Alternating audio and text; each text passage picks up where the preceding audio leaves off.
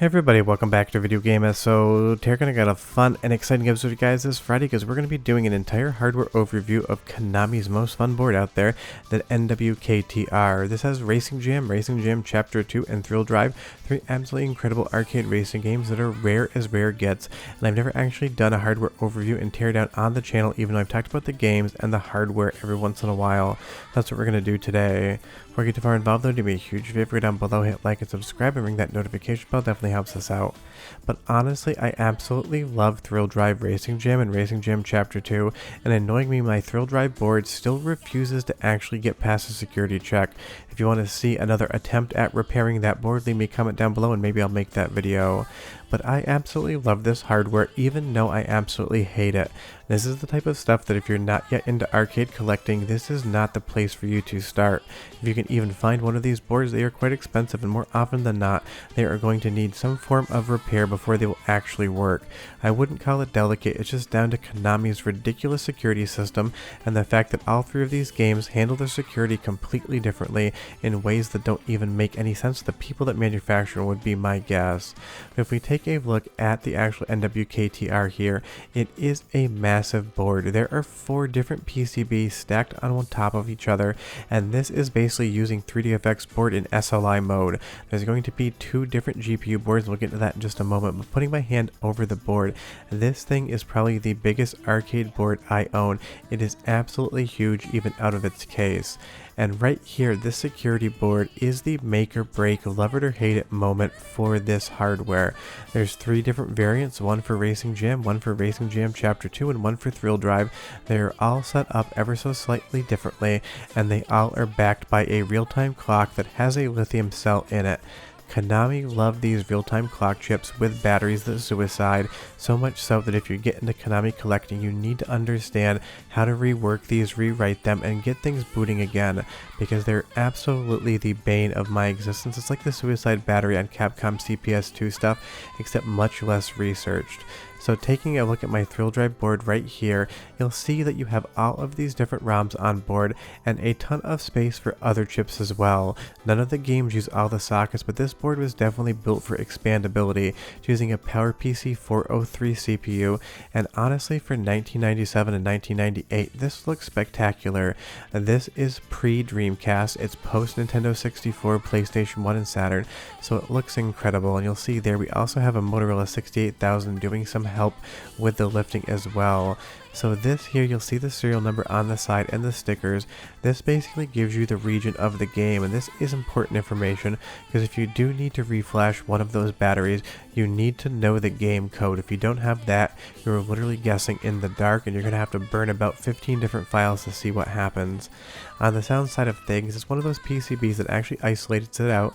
You will see a change in the color, and you have 2 different stereo outputs as well as a subwoofer and JVS if you so choose to use it. This definitely does not use that though. It is a big beefy arcade board filled with bespoke hardware, and that is the type of stuff I absolutely love, and 2 out of 3 of my boards are functioning. You can play the game. It just happens to be Thrill Drive, which still continues to give me hell.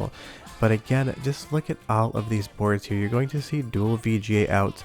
You only use the top one because the secondary board is just drawing a second image in the rearview mirror for the games. Konami put an entirely secondary 3DFX board on there just to give you a rearview mirror, which might be the most overused hardware ever. An entire 3DFX chipset just to give you a rearview view, that is definitely dramatic, and all of the controls come in these DB ports right here. Now it seems like they were planning on doing something with JVS because you do have a port that is indicated to be JVS, and you'll see here that the 2 graphics cards are marked Master and Slave. That is how they boot. And this thing is also just a power nightmare as well. There's so many different power leads going into so many different places. You are routing so many different voltages around this board, from the CPU board down to the first 3DFX board down to the second. Trying to wire this thing up, if you don't have the wires, you're going to be building harnesses all day long. But let's pop the CPU board off and get down to the actual 3DFX section, because that's a lot of what people love. It is just vintage PC hardware in a different form factor. And just so you know, we're only going to show you the first 3DFX board because the one underneath this is 100% identical down to every single component minus the jumper being slave, not master. This thing is also absolutely massive. This one could use a clean, but I've been trying to get it running before I actually took the time to clean it because I don't really want to waste my time if this thing is going to be a parts board, which I do end up having to get now and again to keep things alive. This again is another massive PCB, even bigger than the CPU board, and you're going to see here that we have those two 3DFX TMU units, and those are a lot of what's driving this board. So of course you're going to get that classic 3DFX 3D look, but honestly when Konami used it for their arcade boards, it didn't have the same blurry textures that you used to see on PC, so I'm not sure what they did in the design phase of the art. It's just one of those things. You'll see the FBI chip here as well, next to a Konami custom. There are a decent amount of Konami custom chips on the 3DFX board, so it's not just like a 3D accelerator card that you bought for your PC. It does have additional hardware, but this is what drove all what you'd see if you played Racing Jam Chapter 2, or Thrill Drive. And honestly, Racing Jam Chapter 2, probably the prettiest game on the board. It's got that 3DFX look combined with the Konami graphical stylings. It is just one of my favorite racing games of all time.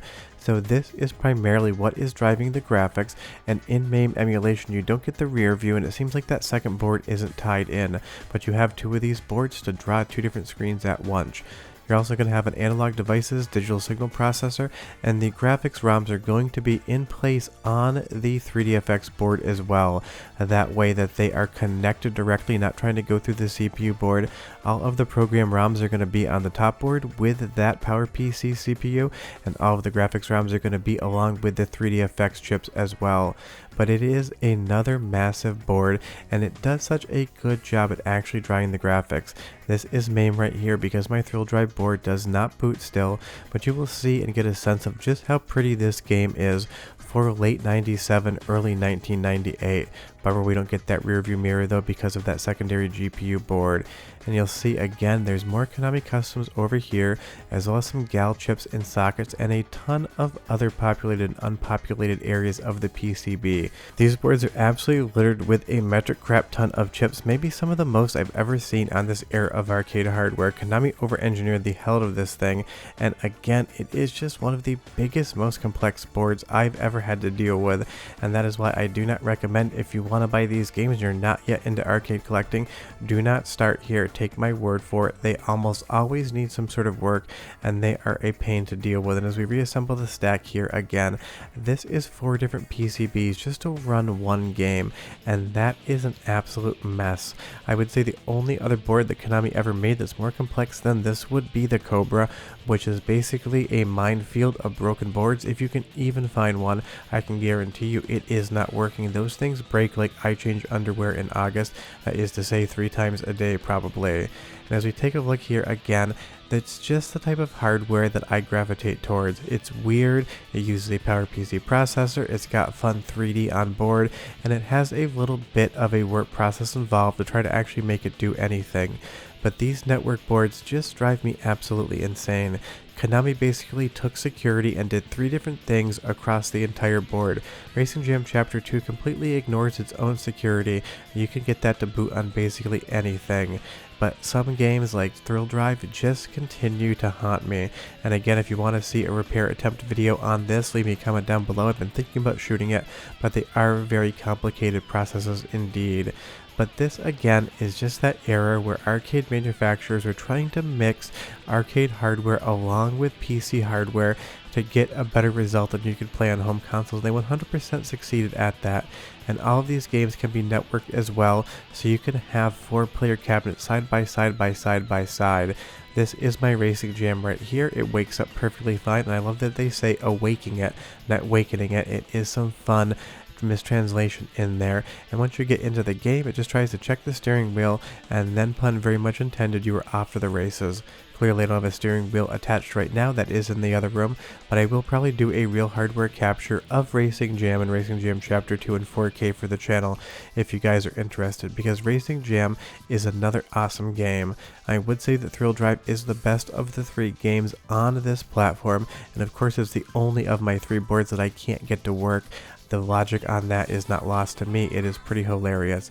And I do, which I showed on the channel previously, own the upgrade board for Racing Jam Chapter 2, the network board specifically for that, along with all of the different chips that you can socket into either of these boards and get running. So it is possible that I could just convert my Thrill Drive board over to Racing Jam Chapter 2, but I'm really not quite ready to do that yet because I want that Thrill Drive working in my collection. But it's taken me a long time to assemble all of this hardware so that I have everything I technically need to run all 3 Konami NWK-TR games. It just happens to be that one will not get past security, and that drives me insane. But that is a tour around this very custom, very bespoke, very rare, and very temperamental hardware that Konami released. Leave me a comment down below and tell me if you ever played any of these games in arcades or if you basically played them all via emulation. Because the good thing is at least all 3 of these games can be emulated in MAME. Unfortunately, Racing Jam Chapter 2 has a propensity to crash. Short of that, avoid this hardware at all costs, and I'll see you next time. Bye bye.